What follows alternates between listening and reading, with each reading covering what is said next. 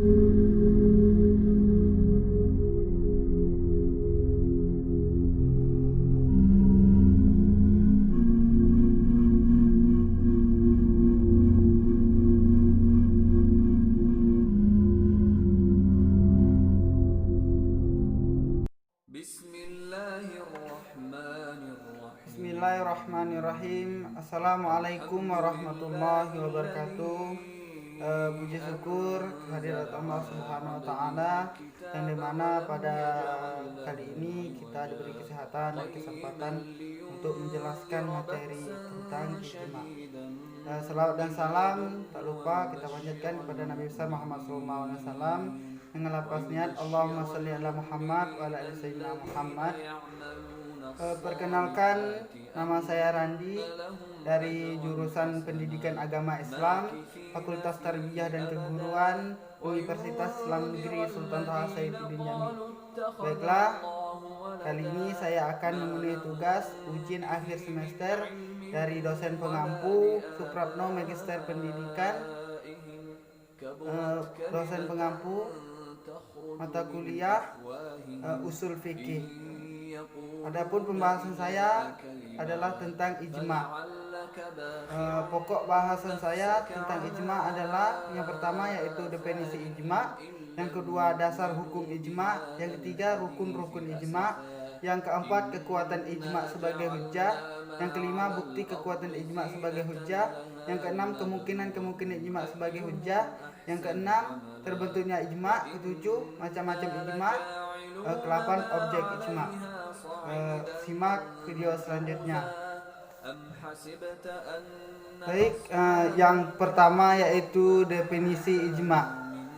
Ijma menurut ulama usul fikih adalah kesepakatan semua mujtahid muslim pada masa setelah wafatnya Rasulullah SAW atas hukum syara mengenai suatu kejadian yang belum ada ketetapannya. Dalam definisi disebutkan, setelah wafatnya Rasulullah SAW, karena semasa hidupnya beliau sendiri sebagai rujukan hukum syara juga tidak ada kesepakatan, hanya bisa terwujud dari beberapa orang. Yang kedua yaitu dasar hukum ijma. Dasar hukum ijma itu terbagi menjadi 3. Yang pertama Al-Quran, yang kedua hadis, yang ketiga akal pikiran. Yang pertama itu Al-Quran. Di dalam Al-Quran Allah Subhanahu wa Ta'ala berfirman pada Quran surah An-Nisa ayat 59 yang artinya, hai orang-orang beriman, taatilah Allah dan taatilah Rasulnya dan ulil amri di antara kamu.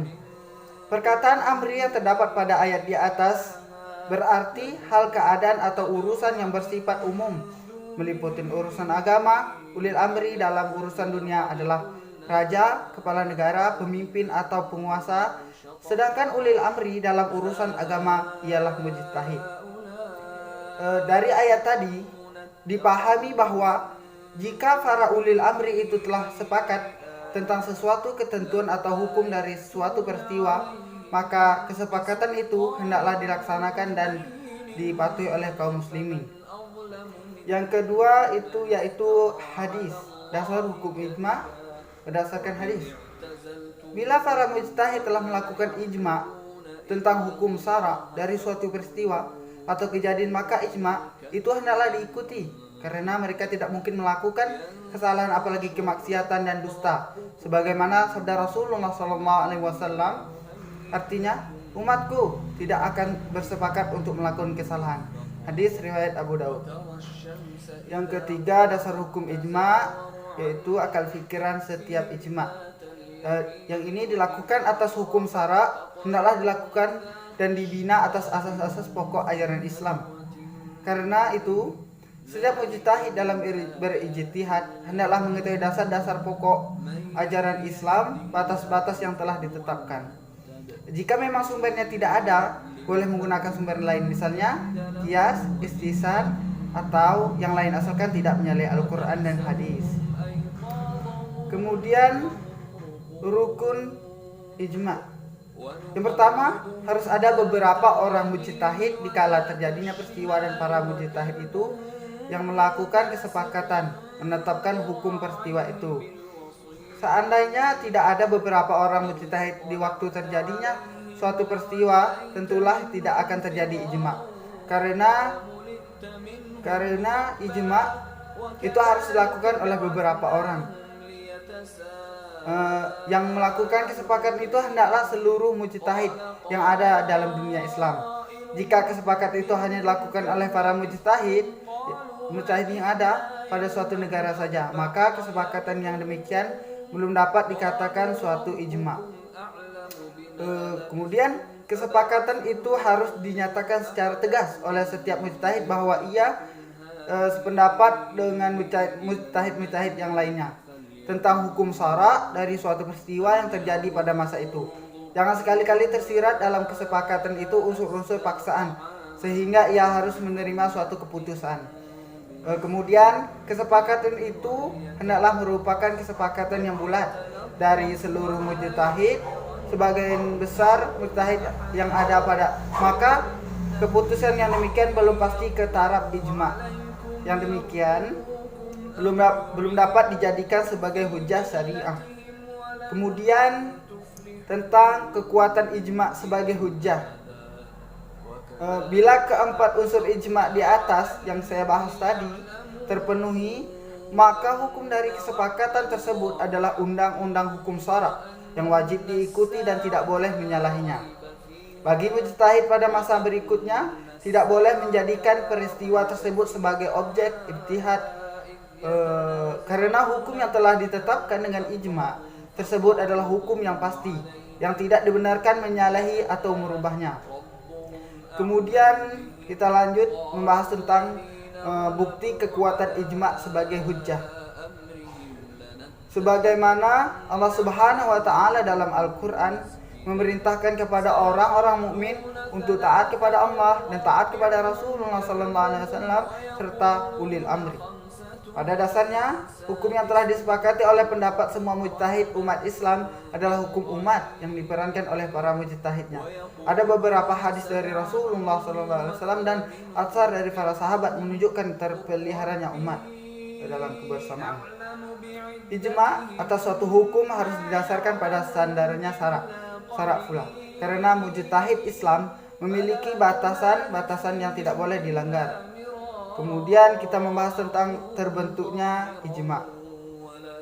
Kesepakatan itu pada dasarnya adalah hukum yang dihasilkan dari musyawarah orang banyak, bukan pendapat perorangan. Diriwayatkan bahwa Abu Bakar ketika menerima suatu pengaduan masalah dan tidak pendapat hukumannya dalam kitab Allah maupun sunnah. Kemudian maka beliau mengumpulkan pemimpin umat serta para sahabat pilihan untuk dia ajak musyawarah. Bila mereka bersepakat atas satu pendapat, maka hukumnya segera dilaksanakan. Kemudian macam-macam ijma ditinjau dari segi yakin atau tidak terjadinya suatu ijma. Itu terbagi menjadi dua, ijma qat'i, ijma dhanni.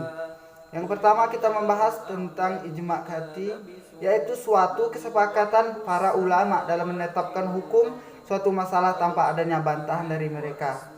Yang kedua kita membahas tentang ijma dhanni, yaitu hukum yang dihasilkan ijma itu masih ada kemungkinan bahwa hukum dari peristiwa atau kejadian yang telah ditetapkan berbeda dengan hasil ijtihad orang lain atau dengan hasil ijma yang dilakukan pada waktu yang lain. Kemudian macam-macam ijma ditinjau dari segi terjadinya itu terbagi menjadi dua, ijma bayani, ijma sukuti. Yang pertama ijma bayani, yaitu para mujtahid menyatakan pendapatnya dengan jelas dan tegas, baik berupa ucapan maupun tulisan. Ijma bayani disebut juga ijma sahih, ijma qauli atau ijma hakiki. Yang kedua ijma sukuti, yaitu para mujtahid seluruh atau sebagian mereka tidak menyatakan pendapatnya dengan jelas dan tegas.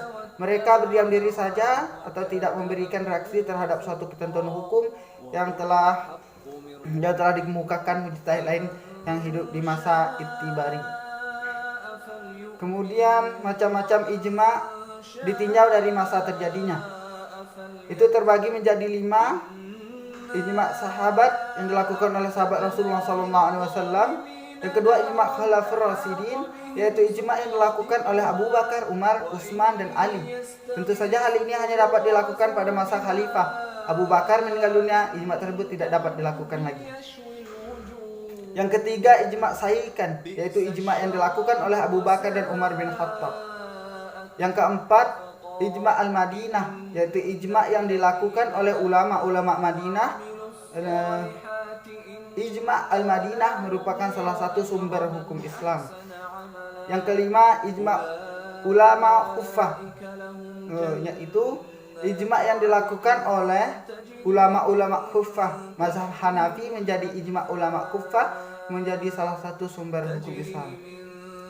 Lanjut, yaitu membahas tentang objek ijma. Objek ijma adalah semua peristiwa atau kejadian yang tidak ada dasarnya dalam Al-Quran dan hadis. Peristiwa atau kejadian yang berhubungan dengan ibadah khairu mahdah, ibadah yang tidak langsung ditunjukkan kepada Allah Subhanahu wa taala. Bidang muamalat, bidang kemasyarakatan, atau semua hal-hal yang berhubungan dengan urusan duniawi, tetapi tidak ada dasarnya dalam Al-Quran dan hadis. Mungkin itulah pembahasan saya tentang ijma. Yang kurang jelas silakan berikan pada kolom komentar, insya Allah akan saya jawab. Mungkin untuk pembahasan ijma cukup sampai di situ. Saya akhiri. Terima kasih kepada dosen pengampu, yaitu Bapak Suprapna Magister Pendidikan. Akhirul kalam, billahi taufiq wal hidayah. Assalamualaikum warahmatullahi wabarakatuh.